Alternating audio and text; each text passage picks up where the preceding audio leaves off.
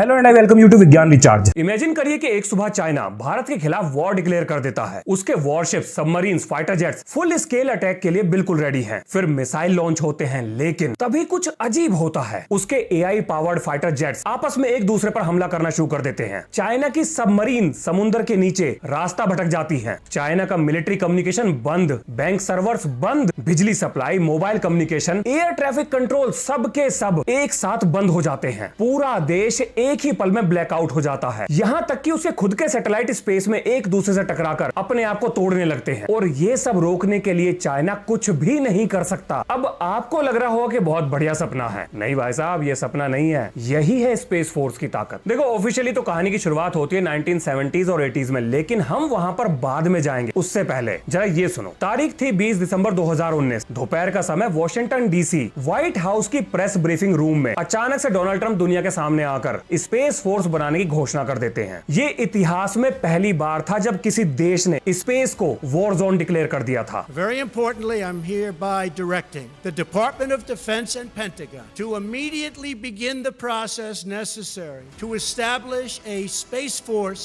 as the sixth branch of the armed forces. Army, navy, air force, marine और coast guard के बाद ये America की छठी मिलिट्री ब्रांच थी, जिसको 2 लाख करोड़ से ऊपर का बजट दिया गया था। That was insane amount of money. Comparison के लिए भारत का पूरा military budget 6.8 lakh crore rupees का है। अब यहाँ पर आपके दिमाग में सवाल आना चाहिए कि ऐसी कौन सी आफत आ गई जो अमेरिका को स्पेस के लिए एक फोर्स बनानी पड़ गई। अब इसको समझने के लिए आपको इतिहास की उस घटना के बारे में पता होना चाहिए जिसने सब कुछ बदल कर रख दिया। सुनिए ध्यान से। देखो, 1970 और 80 के दशक में कोल्ड वॉर पीक पर था और इसी दौरान स्पेस रेस में अमेरिका और सोवियत यूनियन पानी की तरह पैसा बहा रहे थे। और 1970s में ही सोवियत यूनियन अल्माज नाम के एक छोटे से स्पेस स्टेशन पर एक तोप लगाकर, कैनन लगाकर स्पेस में पहुंचा देता है, जिसका काम था अमेरिकी स्पेस एसेट्स को उड़ाना। सोवियत यूनियन ने इसकी टेस्टिंग करी और ये पूरी तरह से कामयाब रहा था। मतलब मानव इतिहास में पहली बार किसी ने स्पेस में तोप चलाई थी। ये बहुत बड़ी घटना थी। इसके बाद सोवियत यूनियन ने 1980s में अपनी ही एक सैटेलाइट से दूसरी सैटेलाइट को उड़ा दिया, यानी अपनी सैटेलाइट को अपनी ही दूसरी सैटेलाइट पर दे मारा। अब यहां से 2 चीजें हासिल हुई। पहला तो यह कि दुश्मन की सैटेलाइट को उड़ाने के लिए हमें धरती से मिसाइल मारने की जरूरत नहीं है, और दूसरा ये कि सैटेलाइट के टकराव से जो टुकड़े वहां पर पैदा होंगे, जो डिब्री वहां पर पैदा होगा, वो गोली की रफ्तार से बाकी सैटेलाइट्स को भी उड़ाने में मदद करेगा। इसके बाद 2007 में चाइना ने, 2008 में अमेरिका ने, 2019 में भारत ने और 2021 में रशिया ने जमीन से मिसाइल फायर करके अपनी अपनी सैटेलाइट को उड़ा दिया। और अभी के लिए ये सिर्फ 4 ही देश ऐसे हैं जिनके पास जमीन से किसी देश की सैटेलाइट को उड़ाने की क्षमता है। और ये तो कुछ भी नहीं, इसके बाद रशिया ने स्पेस में डमी सैटेलाइट्स को पार्क कर दिया है, जो अपने पेट के अंदर ठोस मेटल के टुकड़े लेकर बैठी हैं और जरूरत पड़ने पर उन्हें फायर करके दुश्मन देश की सैटेलाइट को उड़ा देंगे। अब इस खेल में रशिया अकेला नहीं है, बल्कि चाइना भी काफी आगे है। चाइना ने अपने सैटेलाइट्स के ऊपर ईएमपी, लेजर और माइक्रोवेव पर आधारित वेपन लगाकर उन्हें स्पेस में पार्क कर दिया है, जो आदेश मिलने पर किसी भी देश के सैटेलाइट को कचरे के ढेर में बदल देंगे। भाई साहब, स्पेस तो कब का वेपनाइज हो चुका है। इसी मिलिट्री एडवांसमेंट को देखते हुए यूएसए के हाथ पैर फूल गए और उसने स्पेस फोर्स को बनाने का निर्णय लिया। अब आपके दिमाग में सवाल आना चाहिए कि आखिर इन देशों को स्पेस में सैटेलाइट खेलकर हासिल क्या हो रहा था, और अगर किसी देश के सैटेलाइट को निपटा भी दिया जाए तो जंग के हालातों में इससे क्या फर्क पड़ जाएगा, क्योंकि युद्ध तो हवा, पानी और जमीन पर लड़ा जाता है। देखो, ये बताने से पहले मैं आपको सैटेलाइट की एक खूबी के बारे में बताता हूं। देखो, सैटेलाइट अकेला ऐसा तरीका है जिससे आप किसी देश की मिलिट्री मूवमेंट, उसके बेसिस और क्रिटिकल इंफ्रास्ट्रक्चर पर नजर रख सकते हो, और दूसरा देश आपको ऐसा करने से रोक नहीं सकता, क्योंकि स्पेस के लिए अभी तक ऐसा कोई इंटरनेशनल कानून बना ही नहीं है जो ये सब करने से रोक दे। लेकिन इसके उलट अगर आप किसी देश की जमीन पर जासूसी करते हो, या उसके एयर स्पेस में घुसते हो, या किसी देश की समुद्री सीमा में घुसते हो, तब ये इंटरनेशनल लॉ का वायलेशन होगा। जबकि आप किसी देश की जासूसी सैटेलाइट की मदद से कर सकते हो। स्पेस अभी भी एक ग्रे एरिया की तरह है, जहां पर लॉ डिफाइंड नहीं किए गए हैं, कोई कानून नहीं है, और जो कानून बनाए गए हैं वो कितने इफेक्टिव हैं उनके बारे में आपको आगे पता लग जाएगा। अब जरा ये जानते हैं कि हमारे लिए सैटेलाइट कितने जरूरी हैं। अगर कल को हमारे देश के सैटेलाइट्स को गिरा दिया जाए तो हमें युद्ध के हालातों में क्या क्या फेस करना पड़ेगा, जरा इस पे बात करते हैं। मान लेते हैं कि कल को भारत चाइना के खिलाफ कोई ऑपरेशन लॉन्च करता है, तो जमीन पर सैनिकों को कमांड, हवा में उड़ रहे अटैक ड्रोन्स को गाइडेंस, एयर स्पेस में अवाक्स यानी कि उड़ता हुआ रेडार, और बैकअप कम्युनिकेशन का लिंक, सब कुछ सैटेलाइट की मदद से होता है। अगर ये सैटेलाइट गिर गए या इनमें से एक भी गिर गया और हम बैकअप सेटअप नहीं नहीं कर पाए तो युद्ध के मैदान में ये सारी चीजें अंधी हो जाएंगी, जवान मारे जाएंगे, ड्रोन गिर जाएंगे और उन्हें बचाने के लिए कोई कुछ भी नहीं कर पाएगा। भारत में CDS की पोस्ट यानी कि चीफ ऑफ डिफेंस स्टाफ की पोस्ट तीनों सेनाओं के बीच में कोऑर्डिनेशन के लिए बनाई गई थी, लेकिन अगर कल को सैटेलाइट ही नहीं रहे तो कोऑर्डिनेशन कैसे होगा। 2 मई 2011 यूएस नेवी सील की 6 टीमें पाकिस्तान के एबटाबाद में ओसामा बिन लादेन को मार गिराती हैं। ये जानकारी सबको पता है, लेकिन जो बहुत कम लोगों को पता है, अब जरा वो सुनिए। इस ऑपरेशन के दौरान पाकिस्तानी एयर स्पेस में पाकिस्तान मिलिट्री की नाक के नीचे यूएसए का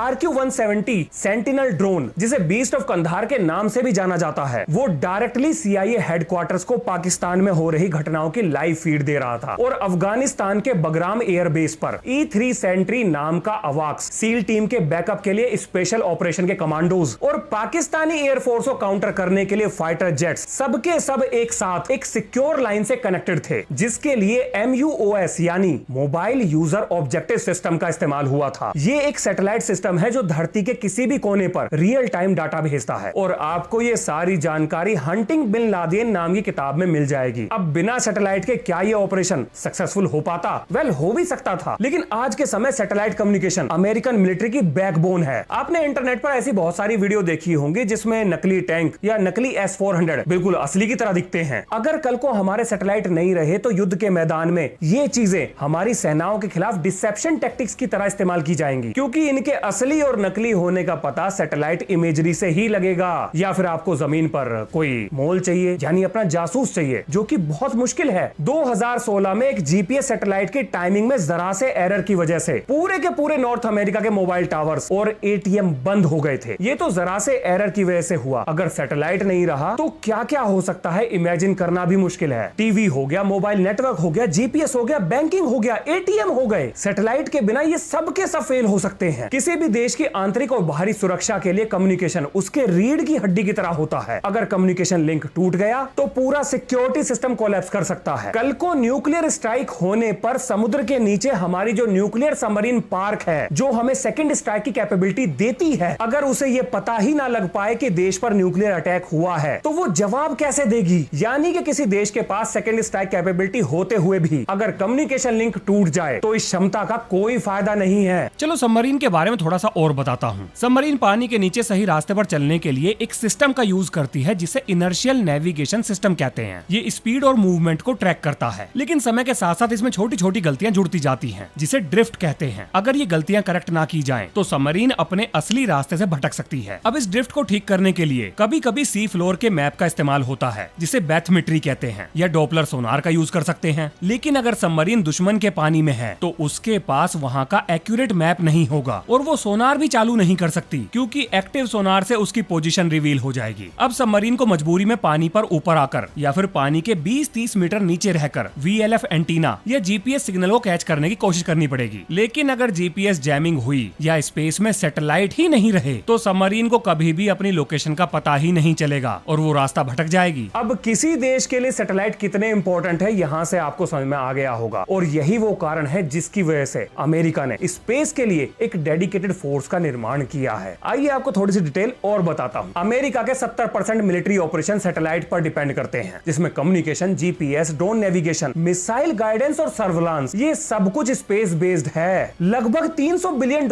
से ऊपर का स्पेस एसेट अमेरिका स्पेस में टांग के बैठा है, जिसमें 1000 से ज्यादा सैटेलाइट्स हैं। अब इनकी रक्षा के लिए आपको एक फोर्स चाहिए और वो है अमेरिका की स्पेस फोर्स। भाई साहब, पूरी दुनिया में स्पेस रिलेटेड प्राइवेट कंपनीज बहुत तेजी से बढ़ रही हैं और उनकी मदद से कोई भी आज के समय स्पेस में जा सकता है। और जितने दुश्मन अमेरिका ने पूरी दुनिया में पाल रखे हैं, उनमें से कोई भी स्पेस में जाकर अमेरिकी एसेट्स को जबरदस्त नुकसान पहुंचा सकता है। तो उसे रोकने के लिए आपको एक स्पेस फोर्स ही चाहिए। अब क्या ये सारी डेवलपमेंट मैं ही ऑब्जर्व कर रहा हूं, मतलब कि क्या ये सब मुझे ही पता है, किसी और को नहीं पता? नहीं, ये बातें हमारी देश की सरकार को भी बहुत अच्छे से पता है। इसीलिए अगर आप गौर करोगे तो ये पाओगे कि भारत सरकार ने कभी भी इसरो की डेवलपमेंट पर ब्रेक नहीं लगाए हैं। हाँ, फाइनेंशियल प्रॉब्लम्स हर देश में होती हैं, बजट भी ऊपर नीचे हो सकता है, लेकिन फिर भी इसरो ने जबरदस्त काम करके दिखाया है। लेकिन आज के समय को देखते हुए ये काफी नहीं है। हम धीरे धीरे इस दौड़ में पिछड़ते जा रहे हैं। आज चाइना रशिया की मदद से space based ballistic missile interception system develop कर रहा है, और अगर एक बार ये डेवलप हो गया तो चाइना में हमारी बैलिस्टिक मिसाइल का डर ये खत्म हो जाएगा। ये सिस्टम सुरक्षा सुरक्षा की गारंटी नहीं है, लेकिन चाइना को हमारे ऊपर बहुत बड़ी एडवांटेज देता है। और आज के समय चाइना के पास रोबोटिक हाथ वाले सैटेलाइट हैं, सिग्नल जैमर्स हैं, दुनिया की सबसे बड़ी हैकर्स की फौज है, और सबसे बड़ी चीज हमारे नुकसान के पीछे का मकसद और इरादा है। अब यहाँ पर आप ये भी सोच सकते हो कि 1967 में जो आउटर स्पेस ट्रीटी हुई थी वो क्या कर रही है, क्या वो सब ये होने से नहीं रोकेगी? आइए बता देता हूँ। देखो, इस समझौते पर कुल मिलाकर 110 से ज्यादा देशों ने साइन किया है, जो ये कहती है कि स्पेस किसी एक देश की प्रॉपर्टी नहीं है। स्पेस में न्यूक्लियर हथियारों का भी इस्तेमाल नहीं होगा, लेकिन इसके अलावा ये स्पेस में किसी और तरीके के हथियारों को नहीं रोकती, ना वो डुअल यूज सैटेलाइट को रोकती है। अब कोई भी देश ये कह सकता है कि वो अपने सैटेलाइट की सुरक्षा के लिए ये हथियार वहां पे लगा रहा है, और भाई साहब दुर्घटना का बहाना देकर वो दूसरे देश के सैटेलाइट को ले बैठेगा, और उसके बाद किसी की भी जवाबदेही तय नहीं की जा सकती, क्योंकि दुर्घटना पर किसका बस चलता है, कोई कानून ही नहीं है। ऐसे तो 1979 में एक मून ट्रीटी भी हुई थी कि मून को कोई क्लेम नहीं कर सकता, वहां कोई खुदाई नहीं कर सकता, लेकिन उस समझौते पर रशिया, चाइना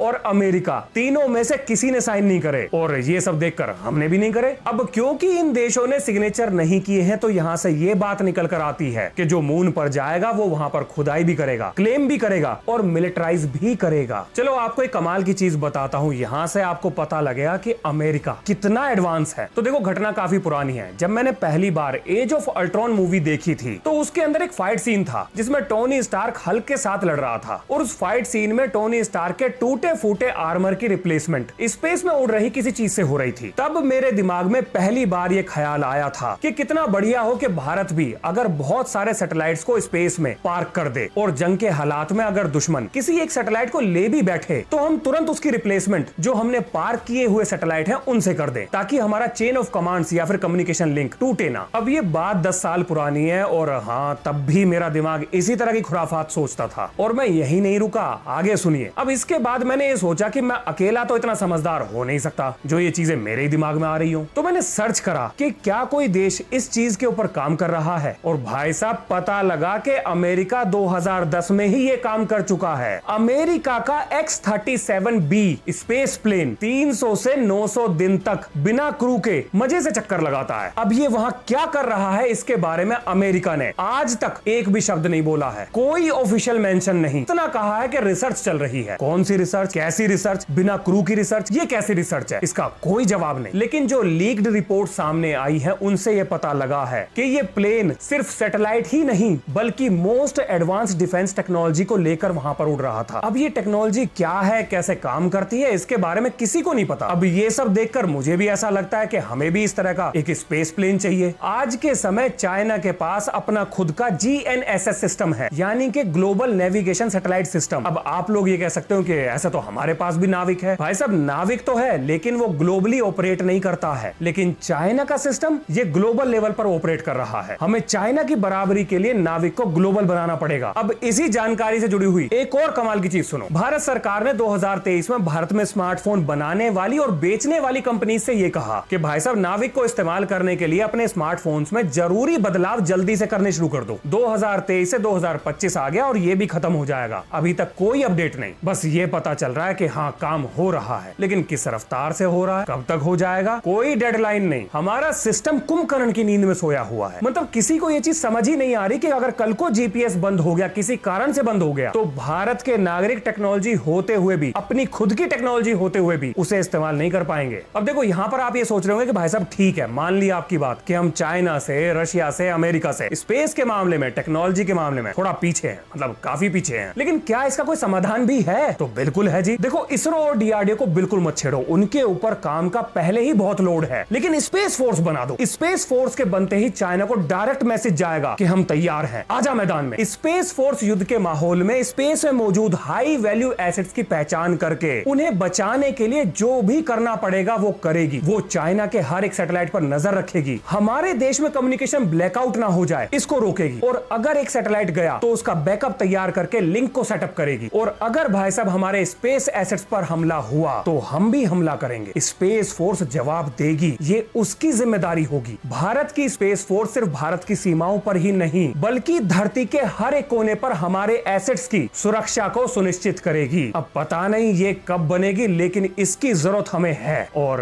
मैं भी आपकी तरह बस उम्मीद ही कर सकता हूं। बस इस वीडियो के माध्यम से मुझे आपसे यही कहना था। तो ये है इस वीडियो का अंत। मिलते हैं नेक्स्ट वीडियो में। जय हिंद, जय भारत।